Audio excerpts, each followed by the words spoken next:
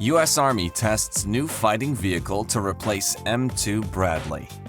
In the 1970s, Middle Eastern wars demonstrated that tanks without infantry screens were vulnerable to infantry with anti-tank missiles. Unfortunately, armored personnel carriers were easy prey for enemy tanks and sometimes had trouble keeping up with friendly tanks like America's M1 Abrams. In response, the Americans rethought the armored personnel carrier, taking a page from the Soviet book. They created a more heavily armored, faster infantry fighting vehicle named after World War II General Omar, the Soldier's General, Bradley, and gave it an offensive punch of its own, the M2 Tracked Armored Infantry Fighting Vehicle. But even well-serviced vehicles must suffer the pangs of age and wear, and the pace of electronics breakthroughs is far faster than the Army's vehicle replacement cycle. In this video, we are going to take a look at the latest attempt at replacing the M2 Bradley.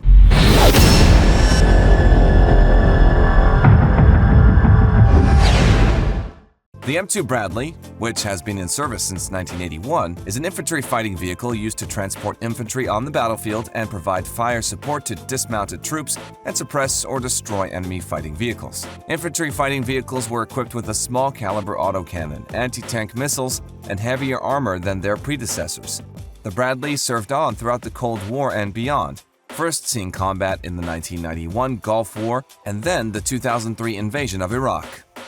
Updated numerous times since its introduction, the service never intended the infantry fighting vehicle to last as long as it has, and is widely considered to have reached the technological limits of its capacity to accommodate new electronics, armor, and defense systems.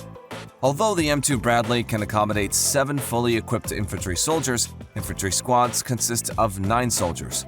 As a result, each mechanized infantry platoon has to divide 3 squads between 4 Bradleys, meaning that all the members of a squad are not able to ride in the same vehicle. This limitation raises both command and control and employment challenges for Bradley-mounted infantry squads and platoons. The Optionally Manned Fighting Vehicle program is the U.S. Army's 3rd attempt to replace the M2 Bradley infantry fighting vehicles.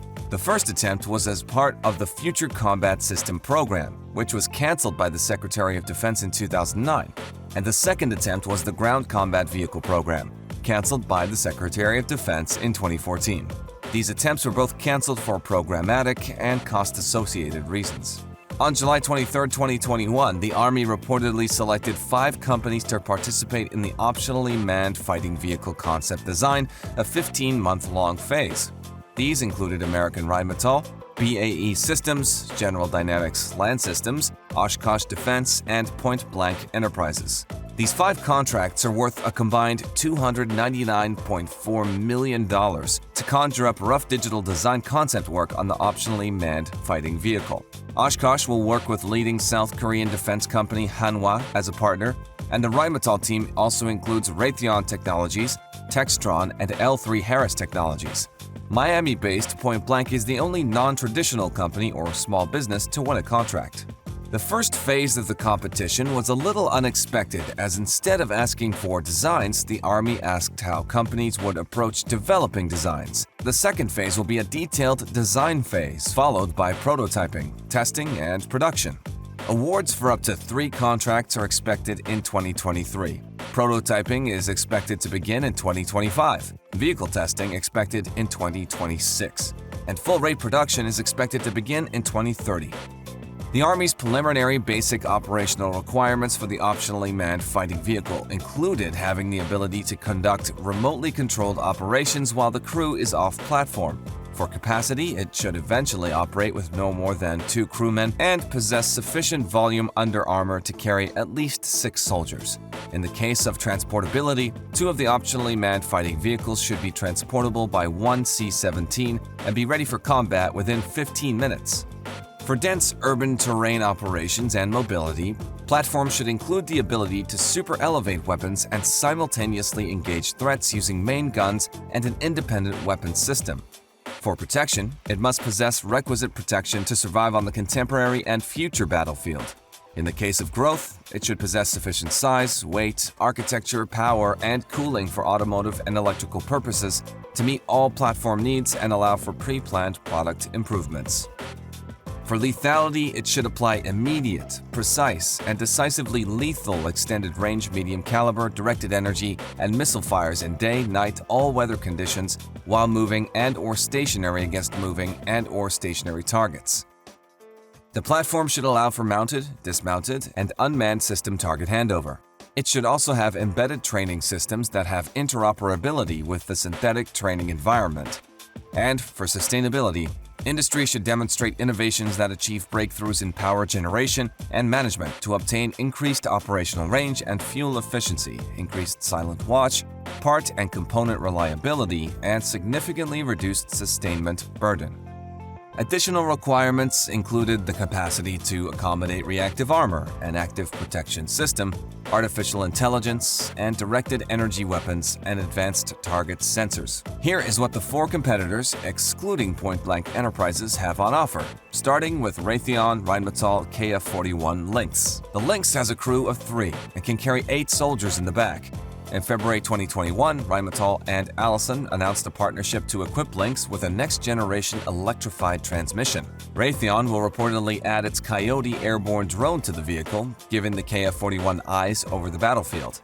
The Lance 2.0 turret includes a 35mm cannon and mission pods capable of carrying anti-tank guided missiles, drones, or loitering munitions. The vehicle is equipped with a modular armor system that weighs between 37 and 55 tons. BAE's entry is being kept a bit of a mystery, but speculation suggests it's the company's armored multiple-purpose vehicle, which is designed for the U.S. Army as a personnel carrier, mortar carrier, headquarters, and medevac vehicle. It is derived from the M2 Bradley and is sometimes referred to as Bradley Next Generation. The turret seems to be an Elbit UT-30 Mark II unmanned turret. It is armed with the ATK Mk-44 30mm gun. The turret also features a coaxial 7.62mm machine gun. This vehicle has a crew of 2 and can carry 6 passengers. Although General Dynamics Land Systems has yet to share any imagery of its entrant to the competition, they have said the next-generation design will provide enough of a leap forward to exceed the present Bradley, while still providing room for growth in the years to come. Hanwha Oshkosh is offering the Redback, a 43-ton vehicle with a crew of 3, which is capable of carrying 6 to 8 passengers. It's armed with a 30mm cannon and 7.62mm coaxial machine gun, a 50-caliber remote weapon system, and the Israeli Spike LR-2 anti-tank missile system built into the turret. Hanwha says the Redback's hydro-pneumatic suspension system gives it superior cross-country mobility.